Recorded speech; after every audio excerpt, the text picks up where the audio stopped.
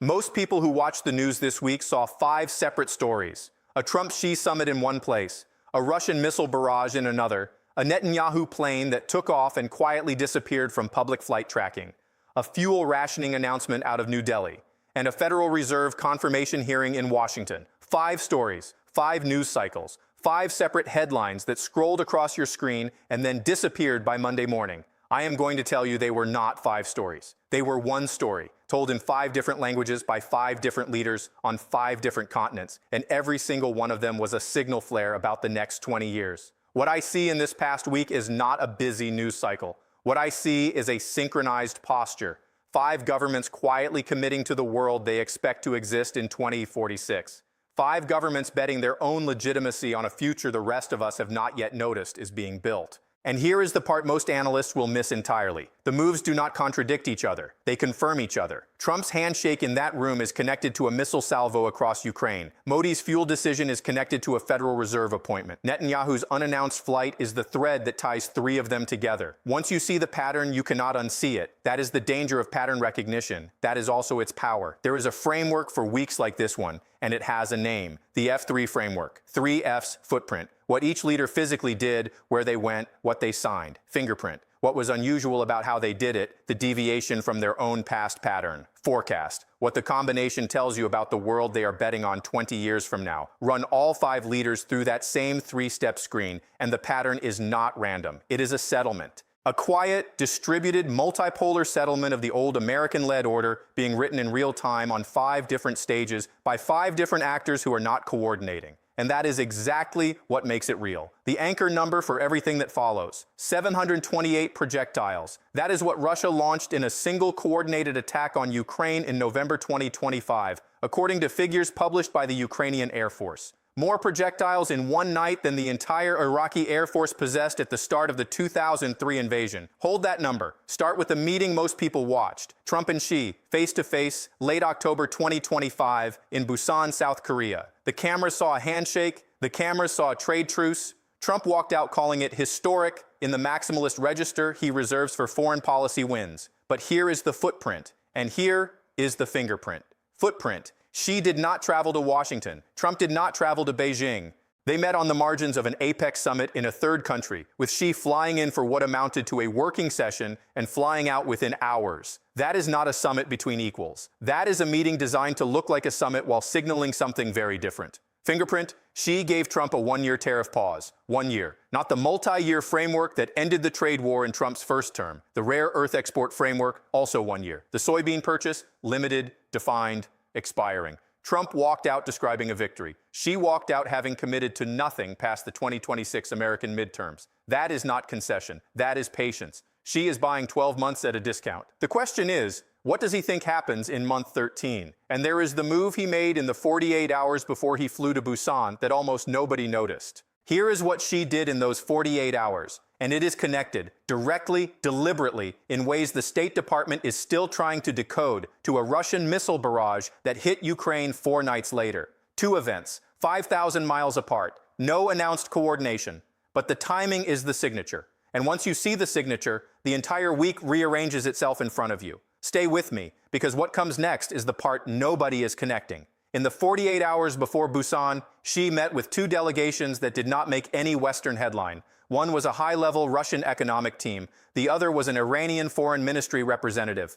Neither visit was secret. Both were briefly reported by Chinese state media and then dropped from the cycle within hours. But the timing is what mattered, and the sequencing is what mattered more. Because 4 nights after Xi sat across from Trump, Russia launched what the Ukrainian Air Force described as its largest single-night aerial attack of the entire war. 728 projectiles, cruise missiles, Shad-style drones, decoys, hypersonics, layered, coordinated, the kind of attack that costs hundreds of millions of dollars in a single night. Now think about that math for a moment. Russia, 3.5 years into a war it was supposed to win in 3 weeks, is escalating, not de-escalating. Burning through inventory, not conserving it. Spending money it does not have on a scale Ukraine cannot match in response. Why? Because Vladimir Putin is reading the same signal Xi just sent in Busan. The signal is, the American negotiating window is finite. The current administration is willing to deal. The next administration may not be.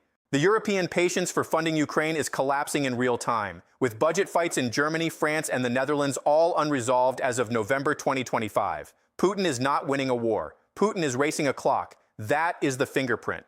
The footprint was 728 projectiles. The fingerprint was the date. The forecast is Russia is betting that by 2030, the territorial settlement on the Ukrainian frontier will be permanent and the international system will have moved on to other crises. That is a 20-year bet dressed up as a 4-year operation. That is the F3 in action. And it connects directly to what happened in the Eastern Mediterranean 3 days later. Benjamin Netanyahu boarded a flight in early November 2025 that was not announced to the Israeli press until it was already in the air. The flight tracker data showed an aircraft transponder going dark over the Eastern Mediterranean. When Israeli outlets eventually confirmed the trip, the destination was reported as Washington, then quietly amended. The actual itinerary has never been publicly clarified. Here is what the footprint tells us. Netanyahu does not fly quietly. Netanyahu flies with cameras. Netanyahu's entire political brand for almost 3 decades has been the performance of strength on the world stage. A transponder going dark over the Mediterranean is a man trying not to be seen. The fingerprint is who he was meeting. The reporting that has surfaced, and I want to be careful to attribute this to the Israeli investigative outlets that broke it, not to anything you would call a confirmed Washington briefing, suggests Gulf state interlocutors, Saudi, Emirati, possibly Qatari intermediaries. The forecast is Netanyahu is hedging on a normalization track that does not run through the White House. Read that sentence again.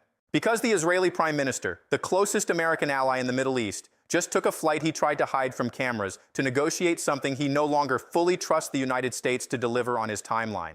That is not the behavior of a country inside the American security umbrella. That is the behavior of a country preparing for a world in which the umbrella has holes. And here is where this stops being a Middle East story and becomes a 2046 story. Because if the Israeli-Saudi Emirati track formalizes without the United States as the indispensable broker, the entire architecture of American power in the region, built over 7 decades from Eisenhower's 1956 Suez intervention to Camp David to the Abraham Agreements, quietly loses its keystone. You do not need an American defeat in the Middle East to end American hegemony in the Middle East. You just need the regional players to stop calling Washington first. 3 moves, 3 leaders, 3 continents. One pattern. They are all pricing in a smaller America, not a defeated America, not a collapsed America, a smaller, more constrained, less indispensable America. And they are doing it now, while the dollar is still strong, while the Pentagon is still the world's largest military, while the institutions still function, because they have read history, and they know what happens to the countries that wait too long to hedge. They become the countries that did not hedge. Now look at what each leader paid. Xi paid in soybeans and rare earths he was going to export anyway. Putin paid in missiles he was going to launch anyway. Netanyahu paid in a few hours of cabinet awkwardness and a transponder that went dark. These are not expensive bets. These are the cheapest possible insurance policies on the future the rest of us are still treating as hypothetical. And the next 2 moves, what happened in New Delhi and what happened on Capitol Hill the same day, are where the bill arrives. Not for them, for you. Take a deep breath before this next part, because the 2 moves I'm about to walk you through are where this story stops being foreign news and becomes the price you will pay at the pump, at the grocery store, and on the mortgage statement that arrives in your inbox next quarter. What Modi did with Indian fuel imports and what Kevin Warsh said in a single sentence on Capitol Hill are the 2 pieces nobody is connecting, and they are the loudest signal in the entire week. India announced on November 13, 2025, a quiet but unmistakable policy shift on petroleum imports. Increased purchasing windows on Russian crude, rationing logic applied to refinery throughput in domestic distribution, and a public statement from the Petroleum Ministry framing energy diversification as a national security priority. Reuters carried the framework. The Indian press carried the language. Western coverage was thin, and what coverage existed framed it as a sanctions evasion story.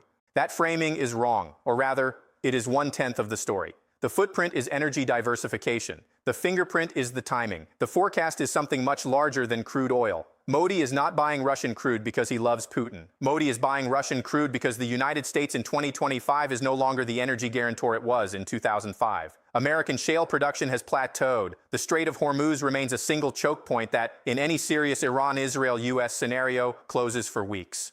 The Red Sea has been functionally closed by Houthi attacks for almost 2 years. Modi is preparing for the world in which the United States cannot or will not keep global energy markets liquid. He is buying optionality. He is paying a small premium today for a giant insurance policy in 2030. Now run the same screen on India's grain reserves, its rare earth stockpiling, its semiconductor partnerships with Taiwan that quietly accelerated in October. the pattern is identical. India is positioning for a world in which it is not aligned with anyone, and that means it must be self-sufficient in everything that matters. This is the K-shaped global economy in action. One India is buying premium American defense technology and signing multi-billion-dollar contracts in Washington. The other India is hedging against the entire premise of American global presence. Both are happening simultaneously, in the same government, in the same prime minister's office. That is not contradiction. That is sophistication. And it sets up the most important piece of the entire week: what happened at the Federal Reserve. Kevin Warsh sat for a Senate confirmation hearing as a candidate to lead the Federal Reserve in early November 2025. One sentence he offered in that hearing tells you the next 5 years of monetary policy and, by extension, the next 20 years of the dollar's global position. He framed it carefully, and I am paraphrasing the testimony's logic, not quoting verbatim, that the Federal Reserve's independence must be reconciled with its accountability to the broader economic objectives of the elected government. That is a sentence whose meaning is buried under polite institutional vocabulary, but the translation is direct. The Federal Reserve under Warsh will be more politically aligned with the executive branch than it has been in 50 years. What does that mean for the world? It means lower rates when the White House wants lower rates. It means tolerance of higher inflation when the White House wants growth. It means the dollar's role as the trusted reserve currency depends going forward on whether you trust the politics of the moment, not the institution. Before we go further, something deserves a full stop. The dollar is not an abstraction. The dollar is what every developing country uses to buy food, to buy medicine, to service sovereign debt. According to the Bank for International Settlements, as of mid-2025, approximately 88% of all international transactions involve the dollar on at least one side. When that dollar becomes politically pliable, the cost is paid in countries that cannot defend themselves against imported inflation.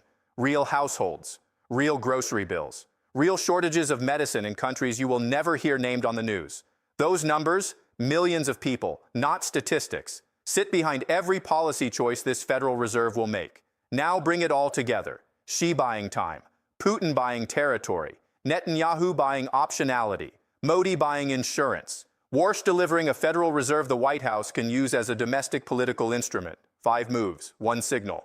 The dollar-denominated American policed rules-based order is being quietly priced down, not by a war, not by a collapse, but by 5 rational actors making the rational bets they would make if they no longer believed the old order was permanent. And every student of history knows this signature. Britain's pound sterling did not collapse on a single day. It eroded across the 1920s through the 1940s in dozens of small bilateral arrangements, in colonial unwinds, in central bank coordination shifts, in moments where the rest of the world stopped asking London first. The 1956 Suez Crisis is remembered as the symbolic end, but the actual end had been written into 100 smaller decisions across the previous 30 years. Nobody knew at the time that they were watching the end. They were just watching the news. That is what this week was. 100 smaller decisions made visible all at once in 5 capitals in 5 days. The analysts who read each one as a separate story will look back in 20 years and not understand how they missed the pattern. You, if you are still with me, will not be in that group. Probability that what I have just described accelerates over the next 18 months, 60 to 70%. And that number is not static. It compounds with every week these 5 leaders and the dozen others watching them continue making the same bets. Step back from the individual leaders for a moment, because here is what all of this, Trump's Xi in Busan, the Russian salvo, Netanyahu's missing transponder, Modi's quiet fuel pivot, Warsh's careful sentence on Capitol Hill, actually means for you, watching this, in whatever country you happen to be living in. The picture is simpler than it looks. What I want you to take from this is not fear. Fear is not useful. Fear paralyzes, and a paralyzed person cannot prepare for anything. What is useful is the map. Because once you have the map, you can see the topography of the next 20 years before the rest of the world wakes up to it. The map says this: the old order is not collapsing, it is rebalancing. There will still be a United States, there will still be a dollar, there will still be aircraft carriers in the Pacific and bases in the Gulf. But the gravity of the system is being redistributed, and that redistribution is not theoretical anymore. It happened in measurable, datable form in the first 2 weeks of November 2025. Now, I want to give the counter-argument a fair hearing because serious people look at exactly what I have just described and land somewhere much calmer. They will tell you the United States has been counted out before. They will point to the 1970s, when stagflation in Vietnam and Watergate convinced an entire generation that American decline was permanent. And then the 1980s happened, and the 1990s happened, and the Cold War ended on American terms. They will tell you that institutional resilience is real, that the dollar's network effects are nearly impossible to displace, and that every previous prediction of multipolarity has been premature. That argument has weight. I want to acknowledge it. The honest picture, stripped of both panic and complacency, is this. The United States is not collapsing, but it is no longer the unipolar default. And the difference between still strong and no longer default is exactly where the next 20 years gets decided. So here is what you watch. Watch the rare earth implementation between China and the United States. Not the announcement, the actual export licenses issued in the first quarter of 2026. Watch whether the Israeli-Saudi normalization track gets a public name. Because if it gets a name without American branding on it, the keystone has moved. Watch the Indian rupee's trade share in Asian invoicing. If it crosses 4% of regional settlement by mid-2026, the dollar's monopoly in that region is genuinely cracking. Watch the next Federal Reserve decision after Warsh is confirmed. The speed and direction of rate movement will tell you whether institutional independence has actually held. Those 4 data points will tell you which version of the next 20 years you are actually living in, the gentle rebalancing or the harder reordering, long before any headline announces it. And one last thing. The reason this matters is not because the United States is the villain of the story or the hero of the story. The United States is the system that the entire global middle class, including possibly you, was built inside of. When the system rebalances, the lives built inside it have to rebalance too. Households that understand that early have time to adjust. Households that understand it late do not. 5 leaders moved this week. Each one of them was placing a bet on 2046. The only real question is whether you are making yours. History gives us the map, and the map says we have been here before. You just have to be willing to look.